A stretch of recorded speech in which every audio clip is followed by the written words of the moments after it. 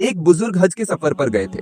जब वो एक जगह से गुजर रहे थे, उनके हाथ में एक थैला था, उसमें कुछ पैसे थे। अचानक एक चोर उनके हाथ से थैला छीनकर भाग गया। जब चोर काफी दूर निकल गया, तब अचानक उसकी आंखों की रोशनी खत्म हो गई। आंखों की रोशनी जाते देख उस चोर ने रोना शुरू कर दिया। जब लोगों ने चोर से पूछा, भाई क्या हुआ, तो वो कहने लगा, मैंने एक आदमी का थैला छीना है। वह कोई बद्दा अल्लाह का करीबी बंदा लगता है। मेरी आंखों की रोशनी चली गई। खुदा के लिए मुझे उसके पास पहुंचा दो ताकि मैं उससे माफी मांग सकूं। जब लोगों ने पूछा कि ये किस्सा कहाँ पेश आया, तो कहने लगा, फलान नाई की दुकान के करीब पेश आया। लोग उसको उस दुकान पर ले गए और नाई से पूछा कि इस तरह का कोई आदमी यहाँ से गुजरा है, आप उसे जानते हो?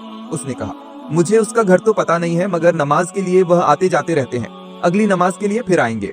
ये लोग इंतजार में बैठ गए। वह बुजुर्ग अपने वक्त पर तशरीफ लाए। लोग उस चोर को उनके पास ले गए तो उस चोर ने जाकर उनके हाथ पांव पकड़ DDH लिए कि मुझसे गलती हो गई, गुनाह हो गया, नादिम हूँ, शर्मिंदा हूँ, मेरी आंखों की रोशनी छिन गई। आप अपने पैसे वापस ले लीजिए और मुझे माफ कर दीजिए ताकि अल्लाह ताला मेरी आंखें ठीक कर दे। वह बुजुर्ग कहने लगे कि मैंने तो तुझे पहले ही माफ कर दिया है। ये सुनकर चोर बद्दा हैरान हुआ।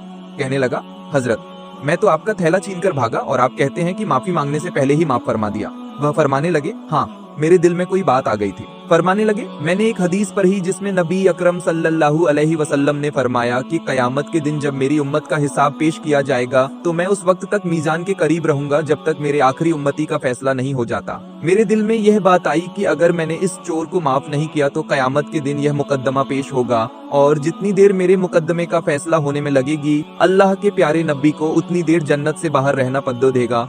इसलिए मैंने माफ कर दिया कि ना तो मुकद्दमा पेश होगा, ना ही मेरे महबूब को जन्नत में जाने में देर लगेगी। वह जल्द जन्नत